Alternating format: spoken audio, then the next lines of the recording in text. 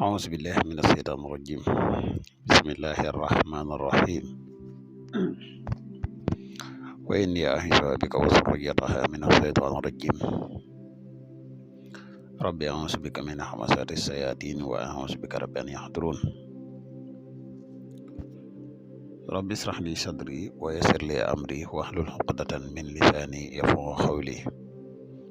واجعل كلامي راشدا ومرشدا وفكرتي نوّر وقلبي أرشدا. mbokk yi ni bàyyi xel fu mën a nekk ci àdduna bi moo xam ñu nekk ci réew mi wala ñu nekk biti réew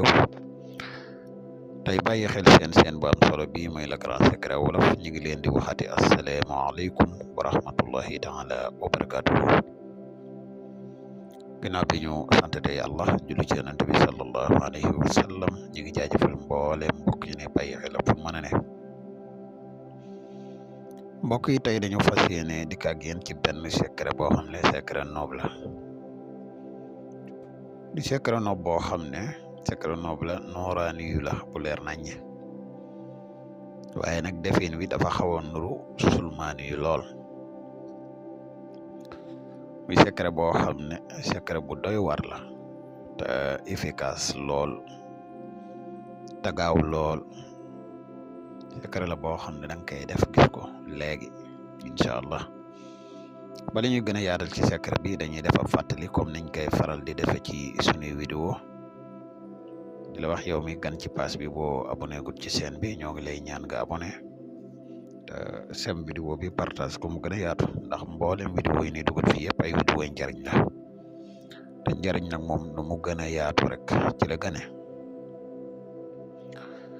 di la wax yow mi nga xam ne da nga bëgg a def lu seet wala nga bëgg a def lu listixaar dañuy def seet à distance dañuy def tamit listixaar à distance moo xam nga nekk ci réew mi wala nga nekk bitim réew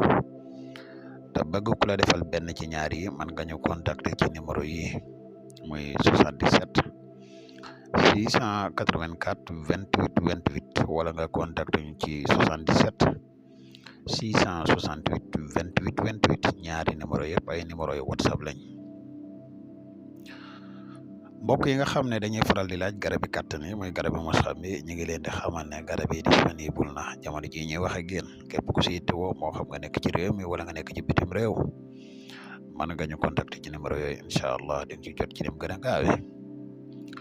mbokk yi xanaa dañuy def ab fàttali bu néew rek ci njariñ yi nga xam ne garab gii di mos xam lamboo na ko mooy garab goo xam ne garab la gu bari njariñ. mbokk yi garab gii di mos xam dafay yokk kattan bu baax a baax a baax garab gii di mos xam dafay yokk mànni bu baax a baax. mbokk yi garab gii di mos xam garab la goo xam ne day dundal walax njaan di garab goo xam ne garab la gu bari njariñ lool képp ko yàlla dogal ba nga jël ko incha allah rabbi néew ma di nga jël geneen garab waaye dootoo bàyyi garab gi ngir ay njariñam. mbokk yi secret bi ñu leen indil tey secret noob la waaye niñ koy faral di waxee nañu moytu bépp secret noob boo xam ne gis nañ ñu dugal ko rek ñu dem di ko def ci lu dul aajo ndax loolu conséquences yi si nekk xaw na bari dafay waral mettitu bopp dafay waral ak tëju dafay waral gàtt fan te yëpp benn baaxut noob buñ koy def nañ ko def ci aajo. secret bi xëy na dinañ ko joxe ni waaye baatin bi dëgg-dëgg dañ leen wax ko koy tuwa dëgg man nga ñu contacter incha allah ñu waxtaan ci.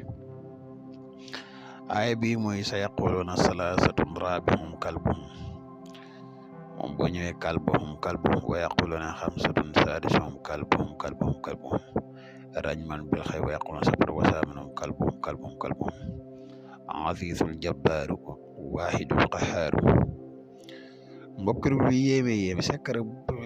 nopp yéeme ngi ne képp ku yàlla dogal ba nga binde ko nii adat sa tur ko ngay nopp ak seen ñaari turu waajur def ci adadu nafsi dugal ko ci biir am noo ko def loolu nag moom doon mënta wax publiquement ngir secret bi dafa xaw a doy waar lool waaye incha allah rabbi ku ko yittewoo dëgg-dëgg boo ñu contacter dees na la ko baaxee incha allah waaye du lu ñuy mën a joxe publiquement. kon xam naa ñu ngi jégalu fii la ñuy yam ak yéen ba ëllëg ñu dikkaat ak yéen ci beneen secret